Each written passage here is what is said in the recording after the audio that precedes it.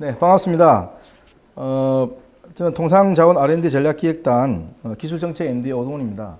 오늘 사실은 이제 아시다시피 하우투 콜로퀴움을 이제 저희가 진행을 하고 있는데 오늘 사실은 상반기 말이고 해가지고 제가 평소에 이제 조금 공유하고 싶었던 얘기를 하는 그런 자리로 사실은 좀 특별하게 만들어 봤습니다. 얘기가 재미있을지는 모르겠는데 사실은 메시지는 간단해요. 뭐냐면 실질적으로 이 변화를 해오는 역사를 가만 보면 사실은 경계가 소멸되거나 와해되거나 파괴되는 과정이었다. 그게 다예요. 끝이에요, 끝. 집에 가셔도 돼요, 사실은. 근데 이제 그렇게 하기에 너무 아쉬우니까 도대체 저 말이 맞냐? 요거에 대해서 제가 좀 설명을 드리는 그런 시간이 되지 않을까 생각합니다. 우선 이제 이 그림 많이 보셨죠?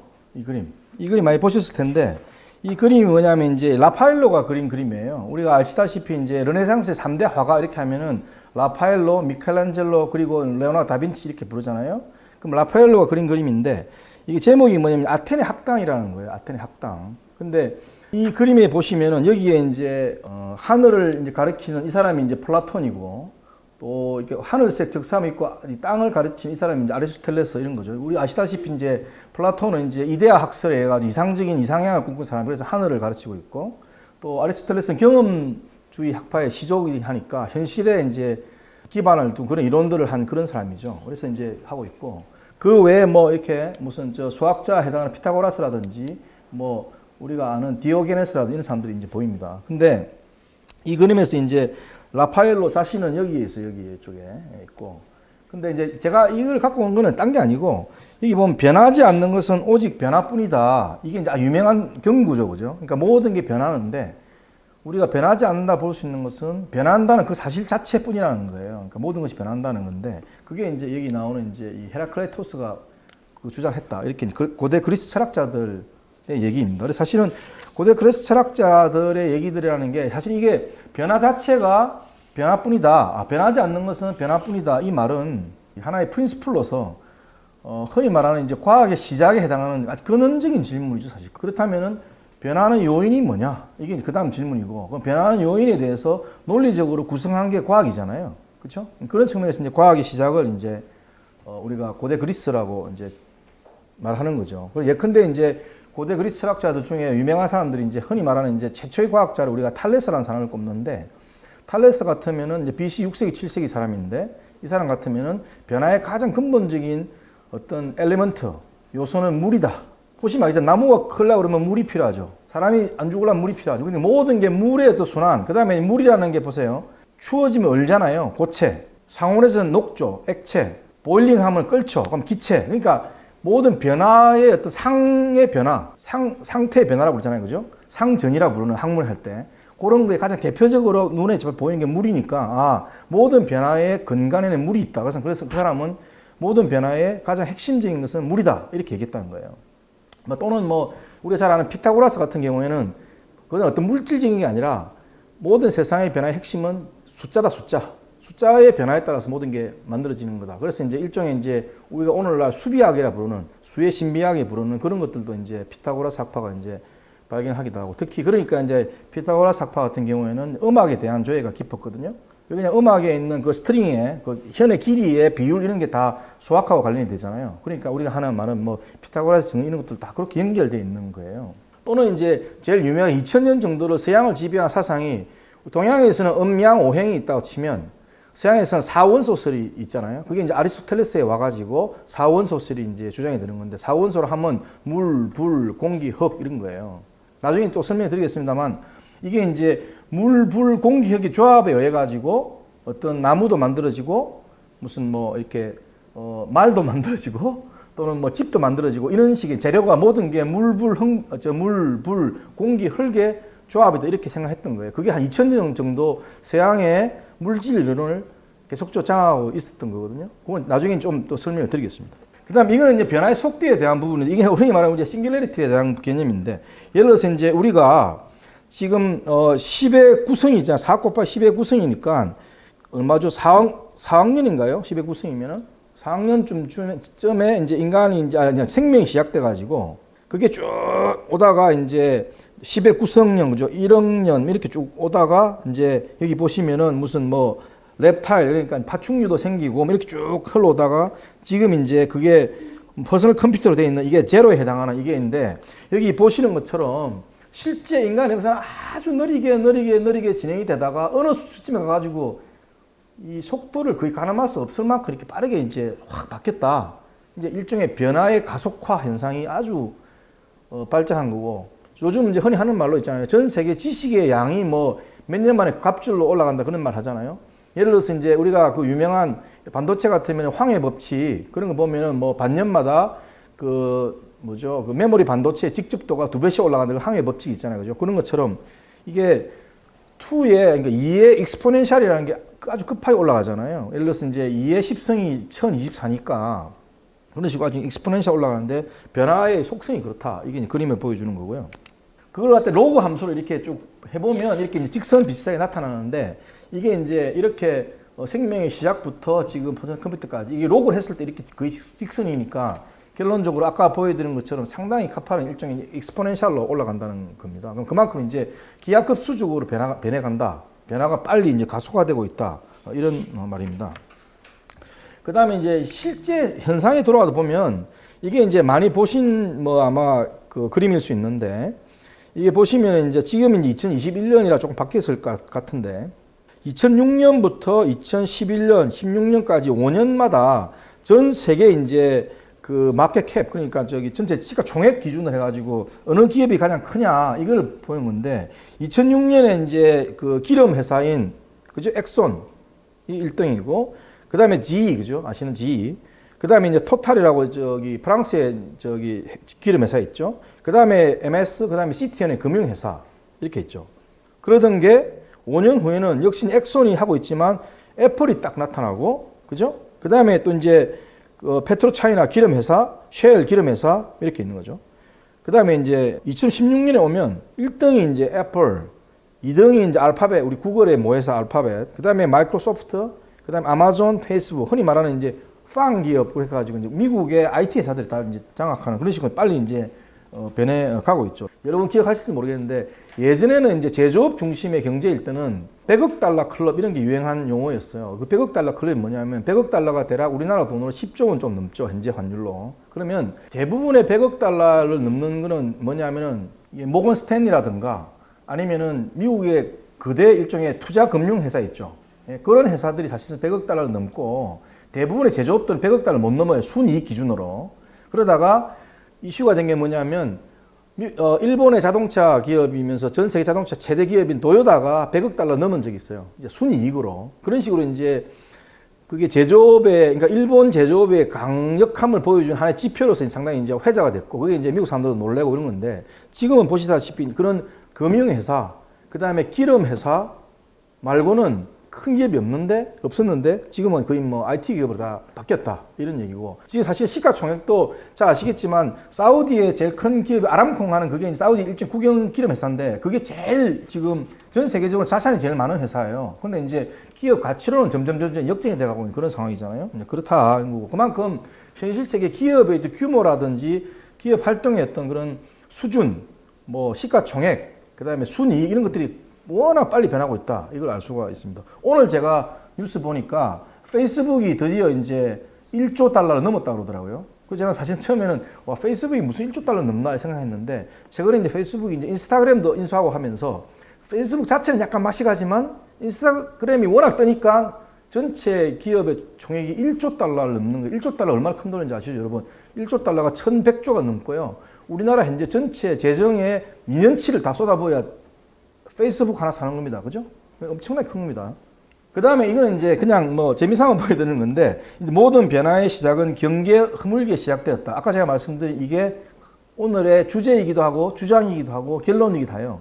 그래서 이게 끝이에요, 사실은. 근데 이게 뭡니까 이게? 이게 태양.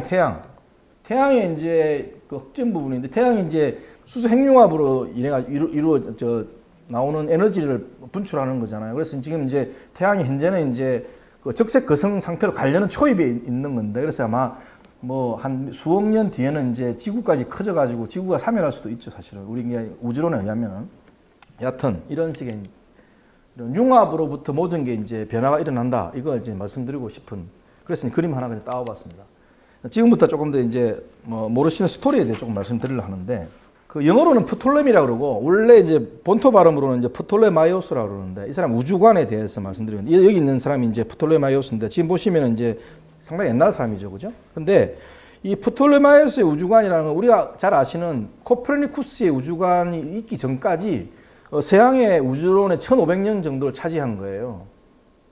그러니까 지금 동양의 우주론에 대해서는 설명하려면 시간이 없으니까 넘어가고, 서양만 말씀드리면, 심플하게 말씀드리면 이게 이제 천상계와 지상계라고 표현해놨는데, 핵심은 이겁니다. 전 우주의 중심은 기본적으로 지구다. 프린시플 1. 두 번째, 우주의 바깥쪽에 이제 별이라 다 있는데, 이걸 갖다가 천상계와 지상계를 나눌 수 있다. 그리고 그 천상계와 지상계를 나누는 기준은 달.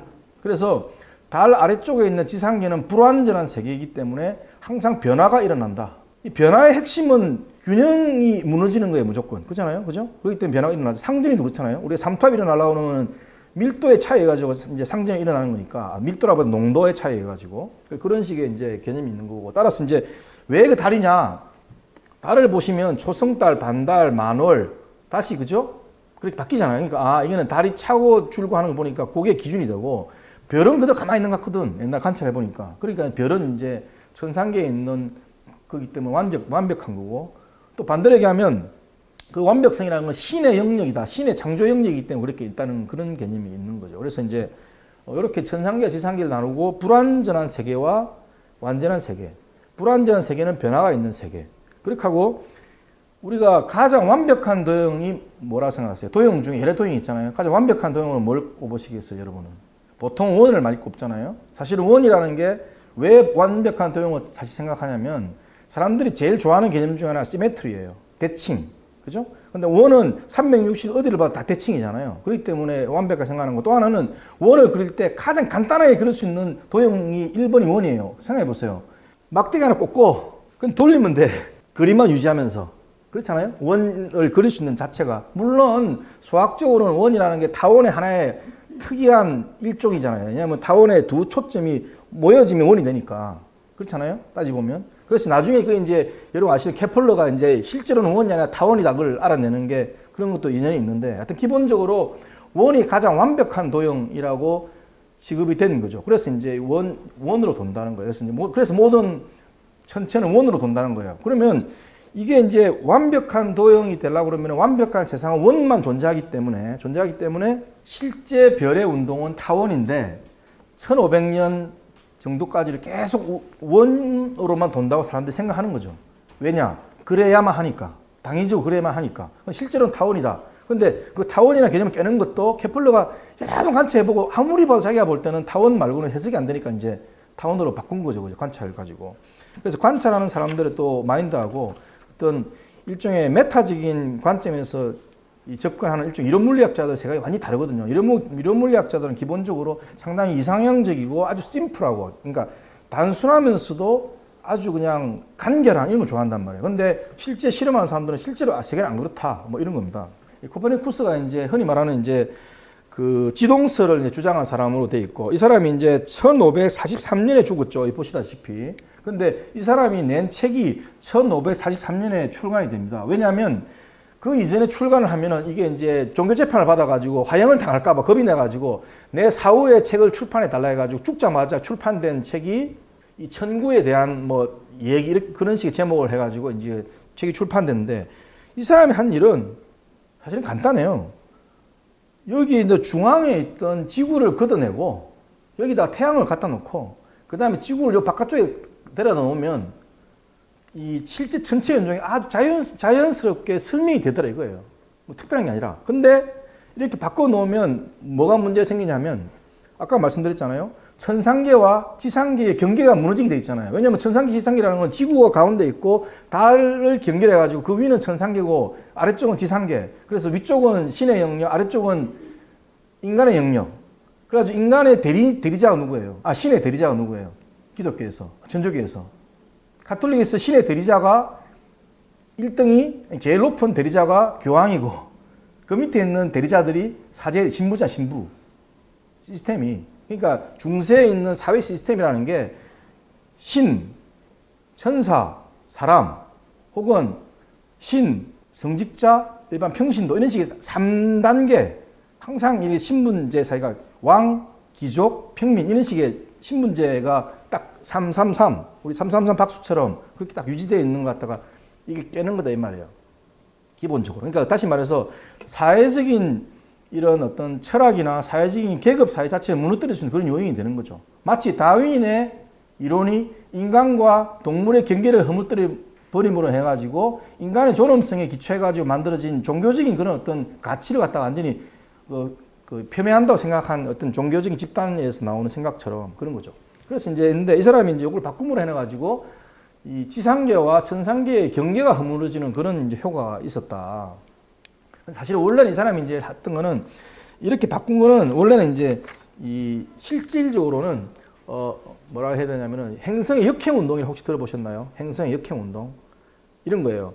화성이나 금성을 관찰해 보면 이제 금성이 이렇게 진행을 하다가 어느 순간에 역행 백했다가 백워드를 했다가 다시 이제 순행하는 이런 식으로 회전을 해요. 관찰해 보면. 그럼 상식적으로 생각해 보면 이렇게 동그랗게 해가지고 뺑글뺑글 돌면은 가다가 왜 백을 했다 오냐 이거예요. 그러니까 그거는 원래 있던 전체적인 이론, 다시 말해서 달 위에 있는 천상계의 완벽한 이 운동에서는 허용이 안 될 거 아니에요. 원운동을 계속 해야 되는데. 그런 문제가 있는데 그걸 해결하기 위해서 이제 이런 식으로 이 위치를 바꾸면 그게 자연스럽게 설명이 된다 이렇게 했는데 그거를 설명하려면 한 10분 정도 시간이 최소한 필요하기 때문에 넘어가겠습니다. 네. 그 다음에 이제 갈릴레오입니다. 갈릴레오 잘 아시죠? 네, 갈릴레오. 이 사람은 이 할아버지 여기 수염 많은 이 사람은 제가 이제 피사도 가보고 했는데 이 사람이 한 게 이제 망원경이죠. 망원경. 이게 역할이 뭐냐?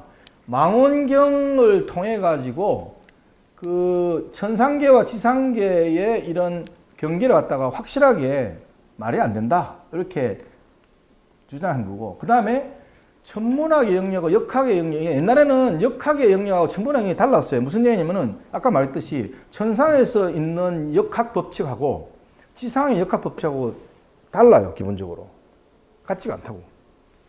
그런데 그걸 갖다 통합한 그런 효과가 있는 거죠. 그래서 이 사람 같은 경우는 이제 이렇게 달을 관찰하면서 아, 달이 무슨 뭐 다른 이유가 아니라 그냥 태양의 그 그늘 때문에 태양빛이 비추지는 것 때문에 이렇게 뭐 찼다가 줄었다 이렇게 효과가 나는 것 뿐이지 실제는 다른 그대로 가만히 있는 거다. 기본적으로 같다. 그러니까 이게 무슨 천상계와 지상계를 나누는 기준이 아니다. 절대. 그러니까 그 영역의 공간을 갖다 디바이드하는 공간을 나눌 이유가 전혀 없다. 그러니까 지상에서의 역학 법칙과 천상의 역학 법칙이 다를 이유가 없다. 이런 식의 개념이에요. 그래서 지금 이제 역학 이론에 대한 자세히 설명을 그것도 시간이 많이 걸리기 때문에 자세히 내가 못하는데 다만 예를 들어서 천상에서 무조건 원운동만 존재하는데 실제로 그렇지 않다. 그다음 지상에서는 이제 직선 운동 이런 게 좀 더 직선 운동이 자연스러운 운동을 생각하는 거죠. 왜냐하면 이런 거 우리 저기 가장 기초적인 게 있잖아요. 그 저기 갈릴레오 상대성 이론할 때 아시죠? 갈릴레오 상대성 이론이라는 게 내가 100km로 가고 있는데 정지에서 보면 100km로 가고 있어. 근데 내가 50km로 달리면은 상대방은 50km로 도망가는 것처럼 보여. 이게 갈릴레오의 상대성 이론이에요. 가장 간단한 그런 식으로 등속 직선 운동이 지상계에서는 가장 자연스러운 운동이에요. 그러니까 가속도 되지 않고 속도 줄이지 않는 쭉 이렇게 가는 거 마치 100m 선수가 일정한 속도로 달려나가는 것 같은. 실제로는 그렇지 않죠. 그 운동의 분리를 꼭 그렇지 않다 이렇게 한 건데 그 다음에 이제 그 다음 사람이 누구냐면 이제 이 저기 요 머리 이렇게 가발선 이 아이작 뉴턴 이 사람이 이제 평생 이제 언메리더 요즘은 참 행하는 이제 언메리더 독신으로 살았죠. 그렇게 하고 뭐 이 사람이 이제 젊을 때 캠브리지 대학 가보신 분, 캠브리지 대학 가보면 그 뉴턴의 사과 이렇게 해가지고 그런 거 있잖아요. 있고 뭐 그 다음에 21세 때인가 그때 뭐 패스트를 피해가 자기 고향에 갔다가 사과 떨어지는 걸 보고 이제 착상했다 이런 말이 있는데 그 연구해본 사람들은 대략 그게 뭐 진실은 아니다라는 게 이제 대략 하나의 우화다 이렇게 많이 얘기하죠. 근데 이 사람이 기본적으로 하면은 이 제목이 뭐냐면 여기 보시면은 영어로 얘기하면 이제 Natural Philosophy of Principle of Mathematics 이런 거예요. 그러니까 자연 철학의 수학적 원리 이런 거예요. 자연 철학 수학적 이게 라틴어로 쓰기 때문에 그런데 자연 철학의 수학적 원리. 그러니까 그 당시에 이제 과학을 자연 철학이라 불렀잖아요. 그러니까 그거의 수학적 원리다. 이렇게 해가지고 실제 뉴턴의 프린키피아를 영문에 보면 전부 다 뭐냐면은 그 당시에 이제 에테르라는 개념을 받아들이고 있었기 때문에 지금 에테르라는 개념이 없죠. 그죠? 에테르 개념이 있었는데 지금 없잖아요. 근데 에테르 개념이 있기 때문에 그 에테르라는 개념 하에서 어떻게 이제 전 우주의 어떤 식의 힘이 작용하냐에 대한 부분을 이제 쓰면서 사실은 그 당시에는 이제 미분 방정식이 편미분 방정식에 이런 게 오늘날처럼 잘 적용이 안 돼 있기 때문에 뭐 차분 방정식을 쓴다도 이렇게 해가지고 아주 복잡하게 정명이 돼 있어요. 그다음 기하학을 써가지고 그 당시에 사실은 미분이 확실하게 잘 정립이 안 된 상태에서 미적분이 이걸 갖다가 썼다는 천재는 천재 정말. 그거를 마뉴일 법칙을 이제 정리하고 있는 게 우리가 잘 아는 F는 그죠? 무슨 R 제곱분의 뭐 M1, M2 해가지고 어떤 물체 사이에는 만유 인력, 지상계든 천상계든 모든 힘이 천문의 영역에서 존재하는 힘과 지구에서 있는 힘의 모든 게 똑같은 하나의 힘이다. 그게 뭐냐면 인력인데 질량을 가진 물체 사이에 그 각각의 질량의 크기에 비례하고 그 떨어진 거리의 제곱에 반비례한다. 이거예요. 그냥 심플하게만. 물론 그 식 자체는 그 이전에도 여러 사람들이 논의하고 있었는데 그걸 갖다가 이제 전체 우주에 있으면서 그런 힘이 작용한다는 것 갖다가 증명한 사람이 이제 뉴턴인 거죠. 그러니까 일종의 뉴턴이 하나의 뭐랄까 마치 유학으로 따지면은 남송 때 유학을 집대성해가지고 새롭게 해석한 사람이 주자잖아요. 우리 하는 말은 이제 공자가 있고 공맹시대가 있고 한참 지나가지고 남송 때 주자가 오늘날 주자학이라 부르는 주자집주라는 책을 썼단 말이에요. 주자가. 그러면 주자집주라는 건 뭐냐면은 주자가 주를 잘 모은 게 주자집주예요. 그게 한자로 보면. 그게 뭐냐면은 그 전까지 있던 공맹의 이런 여러 가지를 갖다가 남송 때 주희가 그걸 모아가지고 완전히 새롭게 집대성한 일종의 그 편저를 쓴 게 이제 주자집주인데 그걸 통해 가지고 일종의 새로운 어떤 성리학의 길을 만든 것처럼 이 뉴턴은 그 이전에 있던 모든 걸 갖다가 역학이라는 걸로 이제 통합한 거, 통합. 그러니까 다시 아까 말씀드렸듯이 이 천상계와 지상계, 그 다음에 천문학과 역학이 전혀 다른 거였는데 천문학도 일종의 그러니까 물리학 내지는 우주론의 한 파트일 뿐이다 이렇게 되는 거죠. 그렇게 되면은 설명드린 것처럼 여기 있는 이제 F라는 힘이라는 게 그죠? 여기 우리가 말하는 이제 중력 상수에다가 뭐 R 제곱 있고 M1, M2 이렇게 이제 되는 거죠. 그럼 재미있게 하는 건 이런 거잖아요. 지금 여기서 이제 이 그림에서 재밌게 돼 있잖아요. 나와 당신, 그죠? 사랑하는 사이도 나와 당신이 있는데 요 몸무게에 비례하고 몸무게 아니라 일종의 사랑한 마음이겠죠. 이 경우에는. 그 다음에 중력 가속도 이거는 이제 뭔가 그런 화학적인 작용의 호르몬 있잖아요. 우리가 사랑을 느끼게 하면은. 그 다음에 이제 그 거리의 제곱에 반비례한다. 떨어져 있으면은 사랑이 빨리 식는다. 뭐 이런 거잖아요. 재미삼아 한 거고. 그 다음에 이제 이게 이제 내가 상당히 좋아하는 문구예요. 이게 뭐냐면 gravitation is not responsible for falling in love잖아요. 이게 알버트 아인슈타인이라고 아시죠? 석두형. 요 사람이 한 말인데 이게 상당히 재밌는 말이고 이거는 이제 인과론과 그런 거 이거 다 설명하려면 한 30분 설명해야 되는데 하여튼 이게 이제 아주 멋있는 말 아니에요? 이런 보시기에 대꾸가 falling in love라는 말 쓰잖아요. 사랑에 빠졌다. 근데 중력하면 이게 떨어지잖아요. 실제로는 떨어지는 게 아닌데 우리가 눈으로 보기엔 떨어지죠, 물건이. 근데 실제로는 뭐냐면은 예를 들자면 이제 이론적으로 지구의 질량이 모여있는 한 질점이 있다 치면 거기에 이제 힘이 당겨지는 거니까 우리 눈에는 이제 이게 떨어지는 것처럼 보이는 것 뿐인데 하여튼 그걸 약간 시적으로 그죠? 눈에 보이는 현상하고 실제 그거의 인과관계는 다르다. 이런 얘기 하면서 이제 재밌게 이렇게. 그 다음에 이제 이 패러데이라는 사람 들어보셨죠? 패러데이. 마이클 패러데이라고. 요즘 사람들이 뭐 테슬라 이렇게 하니까 테슬라만 기억하시는데 이 전자기의 역사에서 가장 천재를 꼽으라면 마이클 패러데이. 이 마이클 패러데이는 참 두 가지가 저는 놀라웠어요. 사실은 보면서. 첫째는 잘생겼어 일단. 제가 알기로 마이클 패러데이가 아마 과학자 중에 역대 과학자 중에서 최고 미남일 거예요. 한번 보세요. 한번 찾아보세요. 잘생겼어요. 이거. 두 번째는 이 사람이 역대 유명한 과학자 중에서 가장 저학력이에요. 초등학교 제대로 못 나온 사람이고 그래서 자기가 집에 가난해가지고 이 책, 옛날에는 책 제본하는 가게 있죠. 우리나라 치면 복사집에 알바를 하면서 왕립학회 회원들이나 이런 사람들이 만드는 책자를 보면서 독학해가지고 지금 오늘날 세계를 바꾼 사람이 된 거예요. 나중에 왕립학회 회원 물론 됩니다. 이 사람도 독신으로 살았어요. 그렇고, 이게 왜 그러냐면 이게 이제 여기서 말하는 거는 전기와 자기의 경계는 이게 패러데이 법칙 들어보셨죠? 심플하게 얘기해서 전기하고 자기는 완전히 다른 거예요. 눈으로 볼 때는, 느낄 때는. 그렇잖아요? 아니, 전기와 자기가 배워서 우리가 그냥 비슷하다 생각하는 거지, 한 전자기학이라고 막 부르는 거지, 전기와 자기가 완전히 다른 거죠. 자기는 완전히 매지컬 하잖아요, 일단. 갑자기 뭐가 들러붙고 이렇게 상당히 이제 마술적인 그런 거, 옛날에 선생님 말은 이제 백색 마술, 흑색 마술 할 때 이 자기와 관련된 이런 마술 내지 그런 에피소드가 엄청 많아요. 그러니까 그런 거고. 전기는 말 그대로 이제 번개가 친다 이렇게 할 때 전기가 생기는 걸 사람들이 전기라는 존재는 알았지만은 호박을 이제 비빈다 이렇게 전기는 알았지만 그런 상태인데 이 전기가 자기를 바뀔 수 있다 또는 자기가 전기가 바뀔 수 있다는 거는 마이클 패러데이가 실험을 알아낸 거죠. 그러니까 오늘날 전동기, 발전기가 다 여기서 나오는 거죠. 발전이 다 여기서 나오는 거잖아요. 그죠? 그러면서 이제 전기와 자기가 근데 이 사람은 공부를 많이 한 사람이 아니라고 그랬죠. 그러다 보니 이론적으로 약해요. 수학을 잘 몰라. 그러다 보니까 실험적으로 이 내용을 알아냈지만 그걸 갖다 이론적으로 할 사실 역량이 좀 떨어졌어요. 그걸 한 사람이 누구냐?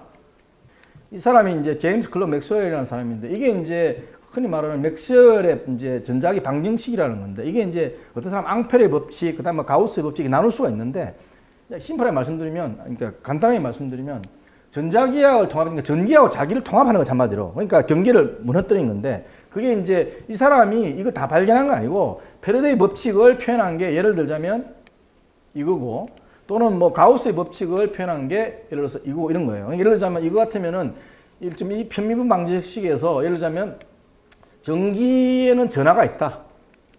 전기에 전하가 있죠, 실제로. 전자가 전기의 전하량이 전하. 그 다음에 전기의 변화가 자기의 변화로 나타난다. 전기의 변화, 자기의 변화 나타나는 게 뭐예요? 그게 바로 전동기의 모타. 그죠? 그 다음에 자기는 플러스 마이너스 그게 힘을 합치면 제로죠. 그러니까 자기는 음극 내지는 양극으로만 하나로 단극으로 존재할 수 없다. 이거예요.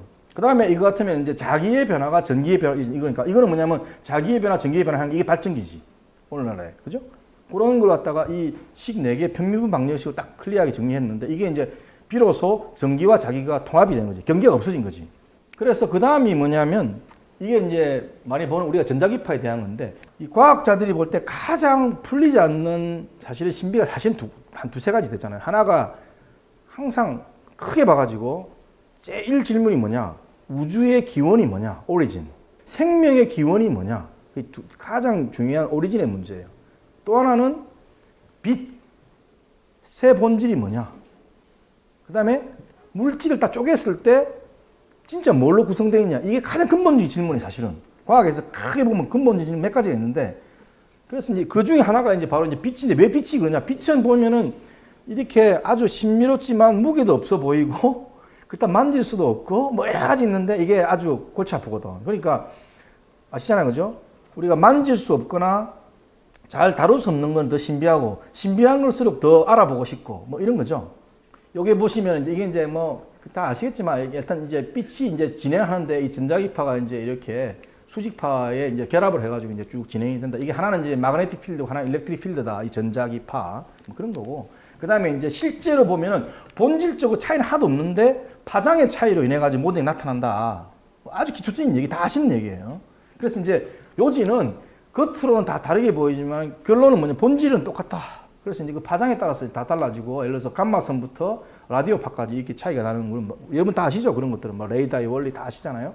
그렇고 그래서 이제 결론적으로 뭐냐면 이게 이제 계속적으로 경기가 허물어지면서 새로운 학문이 나오고 바뀌어왔다. 지금까지는 앞으로 계속 그런 얘기입니다. 1905년이 아인슈타인 기적의 해라 가지고 이게 1905년이 되게 중요한데 왜 그러냐면 여러분 잘 아시는 아인슈타인이라는 사람이 뭘로 노벨상 받은지 아세요 혹시? 아인슈타인이 1920년대 노벨상을 받았잖아요. 근데 아인슈타인 노벨상을 뭘로 받았는지 아세요? 하나가 이제 뭐냐면은 이제 포토 일렉트 이펙트 광전 효과라 부르는 거 우리나라 말로. 두 번째는 브라우니언 모션에가 이거는 뭐냐면은 통계 물리학에 나오는 이제 브라운 운동에 대한 거고. 세 번째는 이제 스페셜 렐러티비티 그러니까 뭐예요 저기 특수 상대성 이론. 그 다음에 네 번째는 이제 여기 보시다시피 그러니까 에너지하고 물질의 등가 원리 이 네 개인데 이 중에서 어떤 걸로 노벨상을 받았냐 이 질문이에요. 근데 인류에 가장 크게 뭔가 큰 그걸 준 거는 사실은 이 MC 제곱 이거죠. 이게 다 연결되는 거죠. 왜냐면 실제로 저도 학교 다닐 때 MC 제곱 이게 유도는 해봐요. 그래 복잡하지 않아. 근데 무슨 말씀 드리냐면은 이게 약간의 우리 허를 찌르는 거죠. 아인슈타인 제일 유명한 게 뭐예요? 이 특수상대성 이론에서 나온 MC 스퀘어 이게 전 세계에서 가장 유명한 식을 하나로 꼽아라 하면은 MC 제곱하고 F는 MC일 거야 아마. 보통 사람들 물어보면은 제일 유명한 게 이런 식 중에 하나인데 무슨 말씀 드리냐면 이게 다 1905년에 알아냈다는 거예요. 그래서 보통 얘기할 때는 이제 이게 다 노벨상 다 받아야 되는데 뭐 광전 효과가 이제 받았다는 뭐 그런 얘기예요. 광전 효과라는 것도 설명하면 긴데, 하여튼 이게 양자론이 맞다. 양자역학 말고 양자론과 양자역학이 달라요. 양자론이 맞다라는 걸 갖다가, 그러니까 쉽게 말해 빛이 알갱이, 우리가 쉽게 표현하면 알갱이로 존재한다는 걸 갖다가 증명한 이론이 이제 광전 효과인데, 그걸로 인해 가지고 이제 노벨상을 받았어요. 그 광전 효과 이론을 제대로 설명을 할 수 있었던 게 이제 이걸 봤으니까. 처음에 아시죠? 그 이제 플랑크라는 사람이 광자 이론을 내놓으니까 그거에 맞다 안 맞다 감론을박이 많았는데, 이제 이걸 가지고 이제 밝혀졌다는 거고. 그래서 노벨상 받았고, 그게 기초해가지고 양자역학이 나왔고, 그다음 브라운 운동은 이제 일종의 뭐냐면은 비정형 통계로 이제 뭐 하는 그런 통계에 대한 문제고, 이 사람이 한 게 뭐냐면은 지금 우리 시장님께서 아까 말씀하신 것처럼 이 메타 에너지 이퀴벌런스, 이게 이제 그 다음에 되게 중요한 내용이에요. 그죠? 예, 왜냐면은 이게 결국 뭐냐면은 MC 제곱이랑을 통해 가지고, 물질하고 에너지는 완전히 다른 거잖아요. 우리의 눈에는 완전히 다른 건데 이게 등가될 수 있다, 시한될 수 있다, 이런 얘기 한 거잖아요. 근데 어떤 사람은 이렇게 할 수 있죠. 아니 뭔 소리 아니에요. 그러니까 우리 저기 나무 태우면은 에너지로 되는데 뭐 그 등가 다 알 수 있는 거 아니냐, 그렇게 얘기할 수도 있는데, 그거는 완전히 다른 에너지잖아요. 그죠? 아시다시피 질량 자체를 갖다가 빛의 속도의 제곱에 비례해 가지고 에너지 나오는 게 엄청나게 큰 에너지니까, 그런 어떤 화학적으로 연소하는 에너지랑 다른 거죠. 화학적으로 연소하는 에너지는 그냥 탄소하고 산소가 결합해 가지고 에너지를 내고, 이산화탄소가 남아 가지고 그게 이제 배출되는 게 일반적인 우리가 연소작용이잖아요. 그죠? 나무가 탄다든지 이런 것들 다 완전히 다른 거다. 그래서 이제 여기서 말하고 싶은 거는 시간과 공간의 경계가 허물어졌다. 그죠? 물질과 에너지 간의 경계가 허물어지는 거죠. 그래서 이제 이런 뭐 질량 증가 효과라든지 길이 수축 효과라든지 뭐 시간 지연 효과, 이런 식의 이제 이런 거 표현이 되고, 요것들은 사실은 실제로 보면은 이게 이제 왜 그러면은 일상 세계에서 그걸 모르냐? 그거는 뭐냐면 C가 30만 킬로미터잖아요. 초당.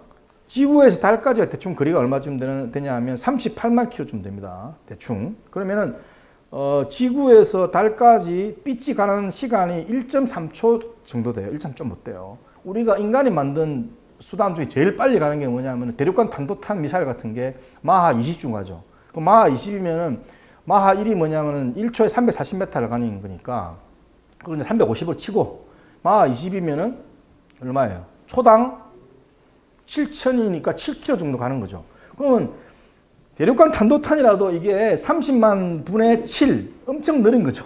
그러니까 그거에다 제곱한 거니까 이 질량 증가 효과는 거의 없는 거죠. 우리가 이제 재미삼아 이런 식의 결론에 사실 도달할 수 있긴 있어요. 뭐냐면은 내가 이제 뭐라고 그러죠? 내 지인으로부터 조금 질량을 줄인, 몸무게를 줄인 사람으로 보이고 싶다. 그러면은 열심히 뛰어가면 돼요. 왜냐? 그 사람이 뛰는 속도만큼 해가지고 이걸 그 빛의 속도분에 자기가 만약에 30m라고 그걸 계산을 하면 이게 1 빼기 0.0000001쯤 될 거예요. 그러면은 저 루트 안에 있는 게 0.9999999쯤 될 거예요. 그러면 이제 요 M0 원래 있던 질량, 예를 들어서 뭐 아무개가 50kg라 치면 50kg보다는 요게 이제 아니구나, 반대로 이게 0.9 얼마 되니까 50kg보다 좀 늘어나겠고, 그렇게 이제 계산이 되거든요. 그러니까 근데 사실 거의 미미하기 때문에 이제 모르죠. 근데 실제로 우리 가속기에서 이제 전자를 돌려보면 전자는 이제 빛의 속도의 99.9999% 갈 수 있거든요. 그러면 그때 해보면 실제 전자의 무게가 상당히 늘어나죠. 이런 효과 때문에. 예, 그런 식으로 되고. 근데 실질적으로 우주선 정도 되면 이 효과를 계산하지 않으면 우주선이 제대로 갈 수가 없습니다. 그래서 예를 들어서 이제 재미삼아 하나 데이터를 알려드리면 이런 거예요. 아폴로 우주선이 원래 계획했던 그 달의 그 정확한 지점에 닿으려고 그러면은 정확도를 이제 이렇게 비례로 이렇게 축소해 보면, 우리 저기 박 박사님이 총을 딱 쏘는데 파리가, 부산에 파리 한 마리 앉아 있어요. 저 파리를 죽여야 되겠는데 파리 왼쪽 눈을 쏠까 오른쪽 눈을 쏠까 해가지고 왼쪽 눈을 쏘고 싶으면 왼쪽 눈을 쏘가지고 딱 맞출 수 있는 정확도로 가야 그게 실제 달에 안착할 수 있는 그 정도 정밀도예요. 그러니까 상당히 이제 우리 상상을 초월한 정밀도잖아요. 그죠? 그렇기 때문에 계속 보정해야 되고, 이런 저 상대성 이런 효과를 갖다 해야 되고, 그 다음에 이제 GPS 같은 것도 우리 저기 뭐죠? 지구 돌고 있는 위성들의 GPS 같은 거 할 때도, 위성들의 궤도 이런 거 할 때도 상대성 이런 효과를 적용하지 않으면은 궤도가 벗어나요. 하여튼 그 거리 실측이 안 맞다 이 말이에요. 그러니까 우리의 일상의 속도하고 실제 그런 아주 빠른 속도하고는 워낙 다른 세계이기 때문에 경험은 못하지만 엄청 다르다 이거고요. 그래서 이제 이 물질과 에너지의 경계가 허물어지고 시간, 공간, 물질, 에너지가 하나의 이제 이걸 이제 통합이 되는 그런 걸 해가지고 우주로 이제 설명한 이런 식의 이제 근데 이걸 갖다가 하나의 이제 뭐 일반 상대성 이론 내지는 흔히 말하는 통일장 이론이라는 걸로 할 수는 없을지 몰라도 일단 핵심적인 얘기는 이런 식의 그 이전에는 완전히 다른 경계의 허물어짐, 경계의 소멸 이런 것들이 계속적으로 과학의 변화의 시간 내지 변화의 역사에서는 계속 이런 일이 있었다. 그런 겁니다. 그 다음에 그러면 뭐 피지컬 사이언스는 그러냐? 그렇지 않다. 이게 보시면 이제 세포죠, 세포. 우리 셀이라 부르는 이게 생물학 발전 게임 체인저가 되어 있는데 이게 이제 레이벤 후커냐? 레이벤 후커니 로버트 후커인지 만든 현미경이에요. 현미경 여기 보시면 이제 근데 안톤 반 레이벤 후커 이제 네덜란드 사람인가 그렇죠? 그래서 이제 이 레이벤 후커가 이 뭐죠? 현미경으로 관찰한 거다 이렇게 돼 있고 이게 내용을 보시면 여기 보이잖아요. 화이트 블러드 셀 그러니까 백혈구, 뭐 적혈구 이런 식 있잖아요, 그죠? 있고 그 다음에 이게 이제 정자 뭐 이런 식으로 그죠? 그 다음에 박테리아 이렇게 있는데 이 현미경이 나타남을 해가지고 우리가 볼 수 없는 걸 봤는데 그 중에 가장 제가 볼 때는 핵심적인 게 세포입니다. 왜 그러냐? 이 세포라는 거는요 모든 생물이 세포로 이루어져 있다. 이게 그전에는 식물하고 동물은 완전히 다른 겁니다, 진짜 눈으로 보기에. 여러분 생각해 보세요. 식물하고 동물이 세포라는 저런 단일의 어떤 저런 조직으로 이루어졌다는 것을 우리는 배우니까 그냥 그런가 보다 하고 받아들이는 거지. 갖다고 믿어지세요? 예를 들어서 그걸 받아들일 수 있으세요? 쉽지 않다요. 그런데 이제 이게 세포라는 걸 통해 가지고 그게 하나의 어떤 생물학이라는 분야가 생긴 그 경계가 허물어진 거죠. 그 다음에 이제 모든 이제 뭐 구성 단위, 이제 기능 단위다 이런 건 세포의 특성에 대한 부분이고 유전 정보가 존재하기 때문에 그걸 통해 가지고 세대 전성이 되는 거. 그 다음에 이제 화학 조성이 비슷하다 그런 거하고. 그 다음 에너지가 이제 흐름이 있는 완전 클로즈된 시스템이 아니다. 우리 에너지를 볼 때. 그래서 이 보시면 우리 많이 배웠잖아요. 뭐 동물하고 식물이 세포가 있는데 뭐 식물 세포가 있고 동물 세포가 있는데 차이는 뭐 세포벽이 있다. 세포막과 벽이 있는데 동물 세포는 세포벽이 없고 식물 세포는 세포벽이 있다. 그게 차이다. 뭐 이런 게 들었죠. 그 외에 뭐 핵 안에 미토콘드리아가 있고 뭐 DNA 있고 이런 식으로 배웠잖아요. 그러니까 이게 완전히 달라 보이는 게 이렇게 사실은 세포라는 단위로 내려가면 사실상 통합될 수 있다. 그래서 이제 동물학, 식물학이 생물학으로 통합되는 그런 거예요. 이거 우스갯소리를 말씀드리면 농담 삼아 예전에는 서울대학교에 생물학 쪽에 지금은 이제 생물 과학부로 다 되어 있지만 옛날에는 동물학과, 식물학과, 미생물학 이렇게 조그맣게 세 개로 나눠져 있었단 말이에요. 그러니까 이제 수업을 하면은 내가 들은 얘기지만 수업을 하면은 이제 선생님이 다 부르기 귀찮잖아요. 그러니까 이제 동물학과는 동물, 뭐 예를 들어 동물 표상제, 그다음에 뭐 동물 뭐 이러자면 이규태 이렇게 하고 식물학과는 식물 뭐 아무개 뭐 이런 식으로 하다가 마지막에 이제 그러죠. 미생물 누구 그렇게 이제 불렀다는 일화가 있어요. 그러니까 그런 것처럼 이제 그렇게 나눠져 있었는데 사실은 똑같다 이런 얘기예요. 그다음에 이제 다윈 같은 경우에도 우리가 잘 아시다시피 인간과 동물의 경계를 허문 거 이것도 다시 본질적으로 보면은 본질적으로는 왜냐하면 지금 제가 아까 말씀드렸잖아요. 이게 모든 게 3분 체계예요. 그러니까 신이 있고 인간이 있고 동물이 있는 거예요, 사실은. 그게 3분화되어 있는 거고. 인간의 세계를 넘어오면은 신이 있고 성직자가 있고 인간이 있고 또 인간의 세계를 넘어오면은 왕이 있고 귀족이 있고 평민이 있겠는데 기본적으로 더 큰 이렇게 스코프가 이렇게 범위가 더 큰 구분이 뭐예요? 신하고 인간하고 동물일 거 아니에요. 근데 오늘 갑자기 이 할배 때문에 할아버지 때문에 아니 왜 우리가 동물에서 나왔다고 이렇게 믿어야 되냐 이 환장했거든. 그것 때문에 이제 문제가 된 거죠. 그죠? 그래서 이 사람도 이 종의 기원이라는 게 엄청 오랜만에 출간을 사실 한 거예요. 그 다음에 이제 다윈이 사실 종의 기원보다 더 재밌는 게 사실은 뭐 Descent of Man이라고 인간의 기원 이런 게 있는데 거기 보면은 예를 들자면 우리가 이제 말하는 뭐 자연 선택 이론, 뭐 성 선택 이론 여러 가지 나온 재밌는 게 여러 가지 많아요. 근데 하고 싶은 얘기는 결국은 뭐냐면은 이게 이제 인간에 대한 이해를 완전히 달리하는 그런 어떤 걸로 해가지고 하나의 이제 경계가 허물어진 그런 거다라는 거고요. 일종의 사상적 차원을 넘어온 거죠, 사실 과학이. 그 다음에 이거는 이제 그걸 이제 빗대가지고 이렇게 옛날에 그게 신문 만평에 나왔던 이 그림입니다, 이게. 동물처럼 이렇게 한 거. 그다음에 요거는 이 사람은 이제 누구냐면은 뭐 왈라스라 해가지고 다윈의 이론을 추정한 사람인데 이게 이제 다윈의 개라 불러가지고 너는 그러면 기린에다가 목을 이제 늘었던 이런 식으로 이제 만평을 한 이제 일종의 그 크리틱한 그런 그림이 되겠고. 이제 양자역학이라는 영역을 넘어오면 파동하고 입자 이제 경계가 허물어지는 그런 걸 오는데 이게 이제 많이 들어보셨잖아요, 그죠? 물질과 입자라는 게 완전히 다른 건데 그걸 갖다가 이 양자역학을 통해 가지고 이제 파티클 하고 일종의 파동의 이중성을 가진다 이 개념이잖아요. 근데 솔직히 말씀드리면 여기서 저를 포함해 가지고 이중성의 개념을 정확하게 이해하는 사람은 솔직히 아무도 없다 보면 돼요. 왜냐하면 이미 우리는 단어를 쓸 때 여러분 언어학자 비트겐슈타인 한 것 중에 하나가 뭐냐면 우리의 인식은 우리가 표현할 수 있는 그 범위까지가 우리의 인식의 영역이라고 그랬거든요. 이해할 수 있는 영역이라고 했는데 우리는 이미 제가 파동이라는 용어를 쓰고 입자라는 용어를 쓰는 순간 입자는 알갱이로 생각하고 파동은 막 이렇게 물결 치는 파도로 생각하기 때문에 실제 원자 세계 이쪽에서 파동과 이거는 파동이 가지는 우리가 보통 파동의 성격이라 성질이라 부르는 것들을 특성을 가진다는 뜻이에요. 사실은 파동이라는 뜻이 아니라 또 입자라고 부를 때 그 특성을 가진다는 거지. 그러니까 그 언질에 뭔가 있다는 거잖아요. 그렇게 이제 표현하기 때문에. 그래서 이제 이게 뭐냐면 제가 이제 이것도 이제 그런 측면에서 보면 이게 이제 일종의 불확실성의 과학이 사실은 양자역학이에요. 가장 발전된 과학이라 부르는. 근데 이게 이제 뭐냐면 있음과 없음의 경계를 허물다는데 가장 중요한 있음과 없음이 뭡니까? 가장 중요한 있음하고 없음이 뭐냐고요? 그 햄릿의 대사가 뭐예요? 왜 죽는 사느냐? 살아있는 건 있음이고 죽는 건 없음이죠. 생명에. 이제 양자역학적으로 이걸 사고 실험을 해본 건데 슈레딩거라는 사람이 여기에 이제 시아나 이제 일종의 독약을 놔두고 여기 이제 고양이 한 마리 집어넣어놔요. 그러면 여기다가 이제 가이거 개수기를 달고 그래가지고 여기다가 이제 전자가 하나 딱 여기 발생해가지고 이 가위 개수를 딱 때리면은 요 해머가 작동을 해가지고 이거 탁 깨뜨리면은 거기 있으면 독약이 퍼져가지고 고양이가 죽는 그런 사고 실험이에요. 이거 갖다가 이제 블랙박스 담았어 이렇게. 근데 이 양자역학 이론을 계산해보면 그 전자가 거기에 나올 확률이 몇 프로고 안 나올 확률이 몇 프로 이 계산이 되지 전자가 나온다 안 나온다 계산이 안 되는 거예요.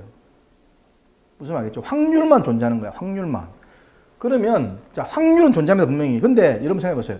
개별 사건에서의 확률이라는 거는 사실은 개별 사건의 확률하고 통계적인 확률하고 또 다르잖아요. 그러니까 예를 들어서 이거 덮었다 이거예요. 그러면은 저 질문합니다. 그러면 고양이가 살았냐 죽었냐 이렇게 질문하기가 애매하죠. 왜냐하면은 이 자체가 확률로 되어 있기 때문에. 근데 이제 우리가 고양이를 입장에서는 뭐냐면 사실상 실제로 그거를 개별 사건으로 이렇게 열어보면 분명히 고양이는 살았거나 죽었거나 해야 되잖아. 그렇잖아요? 아니 그렇잖아요. 아니 살거나 죽거나 둘 중 하나일 거 아니에요. 근데 예를 들어서 고양이가 뭐 45% 죽은 이런 거 없잖아요. 그죠? 그러면 이거 갖다 이제 슈레딩거의 고양이라 이게 약간 역설로서 이제 표현하는 건데 이게 반대로 얘기하면 그만큼 이제 아까 그 얘기했잖아요. 불확실성의 일종의 과학이다 볼 수 있는 양자역학. 그러면서도 가장 자연계를 가장 디테일하게, 가장 자세하게 잘 설명한 걸 양자역학을 함에도 불구하고 이런 패러독스가 존재한다 이런 건데 그래서 이제 있음과 없음, 삶과 죽음의 경계 자체가 이런 게 애매하다 이런 걸 빗다가 말씀드린 거고 이거는 이제 하이젠베르크라는 사람이 있으면 뭐냐면 관찰자 사물의 경계를 허물다는 건데 이거야말로 진짜 철학적으로 되게 중요한데 인식론적으로 왜냐하면 우리가 강원도에서 떨어지는 잎사귀는 내가 보든 안 보든 떨어지는 거죠 사실은. 근데 이런 미시세계에서는 내가 관찰하지 않는 현상은 사실상 의미가 없다는 거거든요. 그래서 이제 관찰해야 되는데 그 관찰을 하려고 그러면은 관찰자가 관찰의 대상이 되는 어떤 전자라든지 이런 조그마한 운동을 갖다가 관찰하려고 그러면 관찰자 개입할 수밖에 없다. 그 개입을 어떻게 하느냐? 빛을 쏴가지고 그 튀어나오는 빛을 본다는 거잖아요. 그러면은 빛이 가가지고 그 전자에다 에너지를 주면은 이놈의 에너지가 달라지니까 속도나 이런 게 달라지고 그래서 이제 위치를 정확히 하려고 그러면 여러 번 빛을 쏴야 되는데 그러면 에너지가 많이 전달돼가지고 속도가 달라지고 에너지를 많이 안 줘가지고 속도를 안정화시키게 속도를 재려고 그러면 위치를 정확하게 알 수가 없고 뭐 그런 식의 이제 일종의 패러독스가 존재한다는 거고 예전에는 현상은 현상이고 관찰자는 관찰자인 거예요. 보통은 그렇죠. 보통은 예를 들어서 내가 지금 표상재 선생을 보고 있는데 내가 본다고 물론 느끼면은 마음속에 나를 왜 보지 이렇게 약간 마음에 동요가 있겠지만 과학적으로는 이게 없다 생각하면 내가 보건 안 보건 그냥 가만히 앉아있는 객체로 생각 주체, 보는 관찰자하고 보이는 거는 완전히 분리된 객체인 거예요. 근데 이 양자역학적인 관찰에 의하면 그런 게 아니라는 거예요. 관찰자하고 사물이 경계가 허물어지는 거예요. 그러니까 서로 이제 상호관계가 있다는 뜻이에요. 그 다음에 이제 이 왓슨과 크리 잘 아시죠? 이 DNA 하는 것도 이 생물학과 물리학 경계 허문 작업이 이게 기본적으로 보면은 의미상으로는. 왜냐? 이게 DNA 구조라는 게 사실은 이제 결정학에 의해 가지고 사진을 찍어 가지고 그걸 이제 그 결정에서 나오는 그 닷들을 점들을 해석해 가지고 이게 어떤 구조인지를 알아내는 거잖아요. 그러면은 그 결정의 해석에 대한 영역은 사실은 물리 내지 화학의 영역이고 그걸 갖다가 구조적으로 정리해 가지고 한 것들은 사실은 생물학으로서 이제 알아낸 거지만 지금 유명한 얘기지만 이제 이 크릭이라는 사람은 물리학자고 왓슨은 생명과학자잖아요. 그러니까 그 둘이서 이제 콜라보를 해가지고 DNA인데 이 역사상 가장 짧은 논문을 가지고 전 세계에 가장 큰 영향을 준 생물학 논문이죠, 사실 보죠. 이게 이제 뭐 단어적으로 뭐 900단어가 안 된다고 그러잖아요, 논문 자체가. 그래서 이제 그런 식으로 이제 이게 생명 현상이 이제 물리학 화학에 찾아가지고 이제 물리학 화학 생명 현상이 이제 융합 내지 통합된 게 오늘날의 분자 생물학, 그 다음에 생화학 이런 거다. 이런 얘기예요. 그러니까 이걸 뭐 계속 설명하면 길기 때문에 핵심적인 얘기는 그전에는 완전히 바이오에 대한 연구라는 완전히 뭐 흔히 말하는 전통적으로 세포 단위까지 내려간 말 그대로 생물학 영역이었다면은 분자 생물학부터는 분자의 구조를 정확하게 알면은 왜냐 분자량이 뭐 2만, 3만 분자의 구조를 알면은 생명 현상의 어떤 단백질 구조를 알 수 있고 그 단백질 구조를 파악하고 이제 DNA 구조를 파악하면은 생명 현상이 왜 일어나는지를 알 수 있다는 거예요. 그죠? 네. 그러니까 유기화학하고 결국은 이런 분자 생물학이 결합도 되는 그런 현상이 나타나는 거죠. 그래서 이제 뭐 바이오케미스트, 생화학, 그러니까 화학적 견지에서 생명 현상의 어떤 기작 이런 것들 본다는 거죠. 그러니까 이게 학문의 경계가 깨진 거죠. 그런 측면에서 이제 모든 게 이제 경계가 허물어졌다 이런 얘기입니다. 지금까지 보시면 제가 사실은 딱 5초만 할 얘기를 제가 정확하게 말씀드린 거 따지고 보면요. 그러니까 지금까지 변화라는 게 본질적으로 보면은 경계가 허물어지는 거다 이렇게 볼 수 있는데 사실은 경계가 허물어진다는 건 너무 사실은 약간은 수동적인 개념이고요. 제가 생각할 때는 경계를 새롭게 만드는 작업이에요. 사실은. 예를 들어서 예전에는 이렇게 나눠져 있던 걸 가만히 연구하다 보니까 이렇게 나눠가지고 생각해보면 다른 방식을 볼 수 있고 다른 식의 학문이 나올 수 있고 다른 식의 기계가 나올 수 있고 다른 식의 발명이 가능하다. 그렇게 저는 보는 거예요. 그러니까 경계의 재구획 이런 거다 하는 거죠. 미국의 소설가라고 해두죠. 그 사람이 유명한 말이 있어요. 뭐냐면 이 소설이나 글을 쓰는 건 인간의 영역이고 그걸 편집하는 것은 신의 영역이다. 이런 말 하는 적이 있어요.